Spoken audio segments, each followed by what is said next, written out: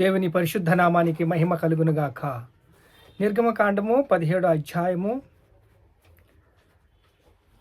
మొదటి నుంచి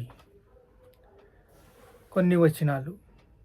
తరువాత ఇశ్రాయేలు సర్వ సమాజమును యెహోవా మాట చొప్పున తమ ప్రయాణములో సీను అరణ్యము నుండి రెఫెదీమునకు దిగిరి. మోషే ఒక 6 లక్షల మందిని నడిపిస్తున్నాడు. నాయకుడు తన నాయకత్వాన్ని నడిపించే సమయంలో సీను అరణ్యములోంచి బయలుదేరి వెళ్తున్నారు, ప్రయాణం చేస్తున్నారు. ఈరోజు మన ప్రయాణము, మన పరిస్థితులు, మన జీవితాలు ఎలా ఉన్నాయి?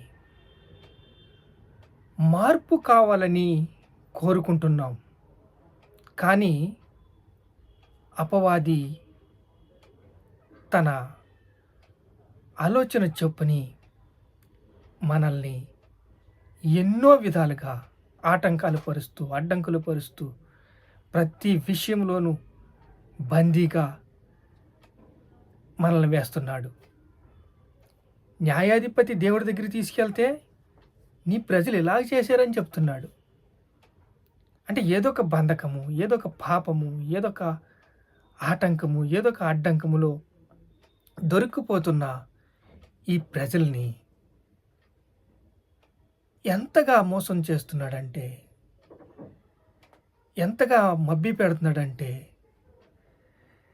ఆలోచన విధానాన్ని మార్చేసి బంధకాల్లో బందీగా చేసేసుకుంటున్నాడు. పాపం చేయువాడు పాపానికి దాసుడు, దాసిగా దేవుడికి విరోధంగా పాపం చేస్తున్నాడు. బేడీలు వేసేసిన తర్వాత ఆ బేడీలు ఇప్పుకోవడానికి, బంధకాలు తెంచుకోవడానికి వాళ్ళ వల్ల కావటం లేదు. ఇశ్రాయేలు ప్రజలు ప్రయాణం చేస్తున్నారు. ఇలా ప్రయాణం చేస్తున్న సమయంలో అమాంతంగా అమోలేకీయులు యుద్ధం వచ్చేసారు. ఇలా యుద్ధానికి వచ్చేసిన ప్రజలకి నీళ్లు లేవు, తిరుగుబాటు చేస్తున్నారు. అయ్యో, మన నాయకుడు ప్రార్థన చేస్తున్నాడు, మనం కూడా ప్రార్థన చేద్దాం. మన నాయకుడు శ్రమ పడుతున్నాడు, మనం కూడా శ్రమ పడదాం. మన నాయకుడు అర్నిషులు కష్టపడుతున్నాడు, మనం కష్టపడదాం. ఆయనకి సపోర్ట్ చేద్దాం, ఆయనకి తోడుగా ఉందాం, ఆయనకి చేయితోడుగా ఉందాం అని అసలు వారికి లేదు. యేసు నామములో ప్రార్థన చేద్దాము అంటే ముందుకు రారే. 2-3 కూడి ప్రార్థన చేద్దామంటే ముందుకు రారే. ఏదో ఒక ఆటంకము, ఏదో ఒక అడ్డంకము రాగానే ముట్టు తిప్పుకుని వెళ్ళిపోతారు. ముట్టు అంటే నోరుని ఇలా తెప్పుకుని వెళ్ళిపోతూ ఉంటారు. అలాగా ఉండకుండా 2-3 ఎక్కడ ప్రార్థన చేస్తారో అక్కడ నేను ఉన్నానన్నాడు. ప్రార్థన చేద్దాం, ప్రతి బంధకాలకి ప్రార్థన చేద్దాం, అప్పుల కోసం ప్రార్థన చేద్దాం, ఆర్థిక విషయాల గురించి ప్రార్థన చేద్దాం, ఉద్యోగాల కోసం ప్రార్థన చేద్దాం, గర్భఫలం కోసం ప్రార్థన చేద్దాం, బిజినెస్ కోసం ప్రార్థన చేద్దాం, వ్యాపారాల కోసం ప్రార్థన చేద్దాం. ప్రతి విషయంలో దేవుడు మనకు తోడుగా ఉన్నాడు. ప్రతి విషయంలో దేవుడు ముందుకు నడిపిస్తున్నాడు. ప్రతి విషయంలో మన అక్కర్లు తీర్చడానికి దేవుడు సిద్ధంగా ఉన్నాడు. అంటే భూమి యందు ఏమి ఇప్పుతావో పరమందు ఇప్పబడునులే. మన సంకల్పంలో, ప్రార్థనలో మనం గోజాడకపోతే మనకి పరలోకం నుంచి ఏమీ రాదు.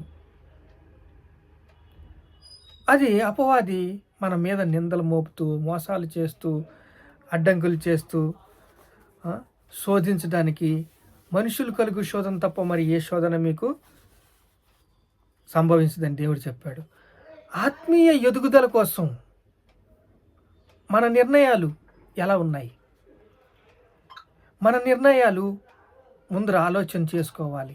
2007లో ఏం చేయాలి, 2008లో 2028లో ఏం చేయాలి, 2026లో ఏం చేయాలి, 2027లో ఏం చేయాలని ఒక ఆలోచన ఉండాలి. ఎందుకు ఆలోచన అంటే ఆ యొక్క కలిగిన దాన్ని గట్టిగా పట్టుకోవటం, మనకి కలిగినది గట్టిగా పట్టుకోవటం.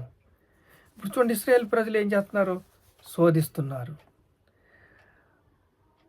ఆ యొక్క శోధన దైవజనుడికి ఎంతో హానికరం కలిగింది. అమాంతంగా అమూలికలు వచ్చేసారు. మోషే తన చేతుల్ని పైకి ఎత్తుతున్నాడు. అలా 2 చేతులు పైకెత్తినప్పుడు యెహోషువ యుద్ధం గెలుస్తున్నాడు. మోషే మన ప్రార్థన చేసేవాళ్ళు మనకు కావాలి. ప్రార్థన సమయాన్ని మనం ఇవ్వాలి. ప్రార్థన చేసే బృందం మనకు ఉండాలి. ప్రార్థన చేయాలి. ప్రార్థనలో విజయవంతము అవ్వాలి. ఎందుకంటే ఇప్పుడు మోషే ప్రార్థన చేస్తున్నాడు, యెహోషువ యుద్ధం గెలుస్తున్నాడు. మన ప్రార్థనలో లేకపోతే, పట్టుదల లేకపోతే, మన ప్రార్థనలో పట్టుదల లేకపోతే చాలా బలహీనమైపోతాం. రక్షణ విషయంలో కొత్తగా రక్షణ తీసుకునే వారిలో మనం ఏమీ చేయలేకపోతున్నాం. దేవుడు తన పనిని చేస్తున్నాడు. దినము దేవుడు పనిని చేస్తున్నాడు. 6 దినములు పనిచేసాడు, దినము దేవుడు పనిచేస్తున్నాడు. సోమరోళ్ళు ఎవరంటే మనమే.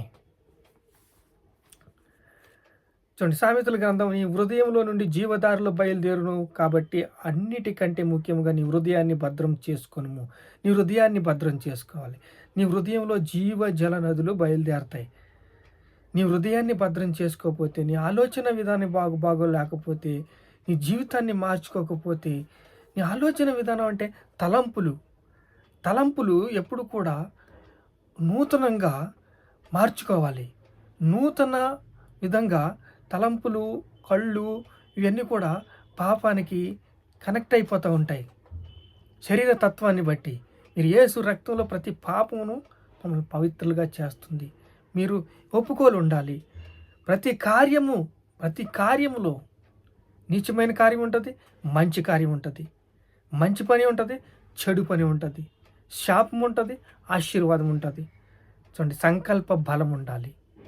దేవుని ఉదయం అంతా కూడా దేవుడి సంకల్పంతో నిండిపోయి ఉండాలి. మనకు ఒక ఆశ ఉండాలి, గోల్ ఉండాలి, గురి ఉండాలి. నిర్ణయాలు తీసుకుంటంలో చాలా జాగ్రత్తగా ఉండాలా. చాలా జాగ్రత్తగా నిర్ణయాలు తీసుకోవాలా. హృదయాన్ని భద్రం చేసుకుంటే మనము పరిశుద్ధంగా జీవిస్తాం. మోషే తన చేతులు ఎత్తుతున్నాడు, యెహోషువ యుద్ధం గెలుస్తున్నాడు. అమోలేకీయులకి తరతరాలు యుద్ధం ఉంటుంది. అమోలేకీయులతో తరతరాలు యుద్ధం ఉంటుందని దేవుడు చెప్పాడు. చూడండి, భయముతోనూ వణుకుతోనూ మీ సొంత రక్షణను కొనసాగించుకునడి. ఎందుకనగా మీరు ఇచ్చేయించుటకు కార్యసిద్ధి కలుగజేయుటకును తన దయా సంకల్పం నెరవేర్చుటకు మీలో కార్యసిద్ధి కలుగజేయవాడు దేవుడే. మీ సొంత రక్షణను కాపాడుకోవాలంటే కలిగిన దాన్ని గట్టిగా పట్టుకోవటం. ఆత్మీయ ఎదుగుదల కోసం. ఎందుకంటే మీ ఉన్న రక్షణను ఓడగొట్టాలంటే వాడికి ఎంతోసేపు కాదు. బానిస తత్వం, బందీగా ఉన్న వారిని బందీగా వేయడానికి వాడు సిద్ధంగా ఉన్నాడు. ఎందుకంటే పాపం చూపిస్తున్నాడు. పాపం చూపించి ఈ తలంపుల్లో కానీ, మీ ఆలోచన విధానం కానీ, ఆత్మఫలములు, ఇన్ని ఆత్మల ఫలములు ఉండగా మనం గోజాడతలేదు దేవుడితో గోజాడితే మనము బంధకాలతో విడిపించబడతాం. అందుకే పాపం చేయవాడు పాపానికి దాసుడు. అందుకే వాడికి హక్కు ఉంది భూమి మీద. ఇటు నా పార్టీగా ఉన్నాడు, నా పనులు చేస్తున్నాడు, నా గుణాలు ఉన్నాయి, నా బుద్ధులు ఉన్నాయి, నా యొక్క ఆలోచన విధానం ఉంది, ఇటు పిచాచి తత్వం వీళ్ళలో ఉంది, వీడు నావాడు, నా పార్టీ అని వాడు పోరాడుతున్నాడు. ఇప్పుడు ఎలా రక్షించాలి? రక్షణ పొందుకున్నాడు, బాప్తీసం తీసుకున్నాడు. కానీ వాళ్ళు ఏం జరుగుతుంది? ఇప్పుడు ఎవరి మనిషి వాడు? ఎవరి పక్షాన ఉన్నాడు? అమోలికీలు యుద్ధానికి వచ్చేసారు. యుద్ధం జరుగుతుంది. మనం పోరాడుతుంది ఆకాశ దురాత్మ సమూహులతోనూ, లోకనాథంతోనూ, ప్రధానులతోనూ, అధికారులతోనూ. యుద్ధానికి వచ్చేసాడు. ఓటమి జరుగుతుంది. ఎక్కడ? మోషే తన చేతులు దించినప్పుడు. నాయకుడిని గౌరవించండి, నాయకుడితో కలిసి ప్రార్థన చేయండి, నాయకుడితో కలిసి ఏకీభవించండి, నాయకుడితో కలిసి ముందుకు నడవండి. కలిగిన దాన్ని గట్టిగా పట్టుకోండి. మీకున్న రక్షణను గట్టిగా పట్టుకోండి. దేవుని ఆత్మ మన దేవుని ఆత్మ మనతో కలిసి పనిచేస్తున్నాడు. మనతో కలిసి రక్షణ కొన్ని కొన్ని వేల మందికి ఇవ్వడానికి దేవుడు సిద్ధంగా ఉన్నాడు. నాయకుడికి మీరు హెల్ప్ చేసినట్లయితే అనేక మంది త్రాగుబోతులు, తిరుగుబోతులు, వ్యభిచారులు దేవుణ్ణి వెతుకుతున్నారు. దేవుణ్ణి వెతికినప్పుడు దేవుణ్ణి పరిచయం చేయటం, పట్టుకోవటం, తీసుకెళ్ళటం. మనం కొత్త ఆత్మని దేవుడికి అప్పగించాలా? దేవుడికి అప్పగించినప్పుడు దేవుడి పని దేవుడు చేస్తాడు. తీసుకెళ్ళి మందిరంలోకి మనం నడిపిస్తే మందిరంలో కార్యం జరుగుతుంది. నూతన ఆత్మలు రక్షించబడతాయి.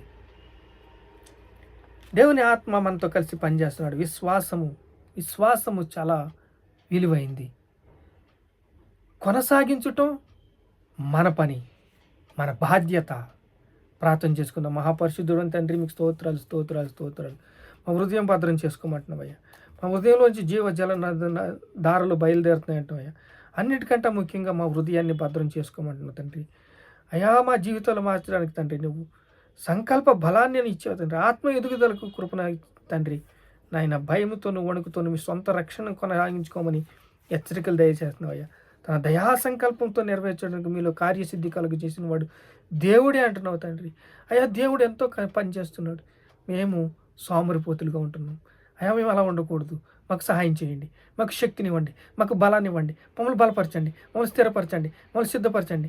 అయ్యా, మీ యొక్క సన్నిధి కావాలి, మీ యొక్క కృప కావాలి, మీ యొక్క దయ కావాలి, మీ యొక్క తోడు కావాలి, మీ యొక్క నీడ కావాలి. మీ సన్నిధిలో ప్రభువా ఎన్ని పొందుకోవడానికి మాకు సహాయం చేయండి, కృపను దయచేయండి. మీకే సమస్త మహిమ, ఘనత, ప్రభావాలు చెల్లిస్తున్నాము తండ్రి. ఆమేన్.